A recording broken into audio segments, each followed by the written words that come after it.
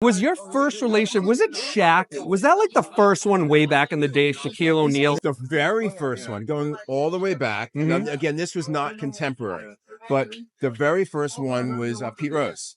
Pete Rose, I met because he owned a gym in Cherry Hill, New Jersey, where I grew up. So I met him when I was still in school, and he was friendly with a friend of the family. So when I launched my first company, Scoreboard, way back in 1986, I had him attend an event for me and to help publicize it. So he was the first, but it's like, obviously Pete is 30 years older than me, 30 plus years old. So it's a little different. Yeah. But the first one, probably the first two, like my own age, were Ken Griffey Jr. and Barry Bonds. And look, I wish we had phone cameras back then. You know, I wish because in 1990, I'm sitting there. I had a girlfriend. I had a townhouse. I was not yet engaged, but I did marry her, my first wife. And Junior and I were on my first, we did like a step down. We were sitting there playing video games while my wife was cooking up, my then to be wife was cooking us dinner, and then I took him to QVC. I said, could you imagine how much people would love to see a photo or like a video of me playing video games with, at that time, 23, 24-year-old Ken Griffey Jr.? Wait, 1990, was he 22? No.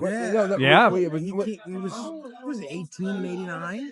So you have been 20. So that's right. 20. Yeah. Been 20. Yeah, so I had him and his dad on QVC, and his dad did whatever, and he came to my house and played video games. That's wild. And then and Barry also, because Barry was the same age. But Shaq, Shaq was really the first one everybody knew because he was so bigger than life. But Shaq really respected what I did for him and came in strong. He invited me to the draft. I was there at the draft. In fact, if you look at the videos from the NBA draft, you will see me sitting with his family. I've seen pictures. And then he hugged me after he was drafted. He's sitting there wearing his Magic cap on.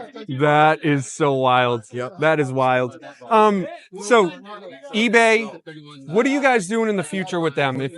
Whatever you can share. I mean, I was asking Dave, and he was bringing up some cool things, but well, look, the biggest thing is, look, people have always said Goldin is great for the higher end stuff, but may not be the place to sell something for $500, right? Yeah. The difference is in the future, we will still be selling those items at Goldin, but they're also going to be able to be seen on eBay.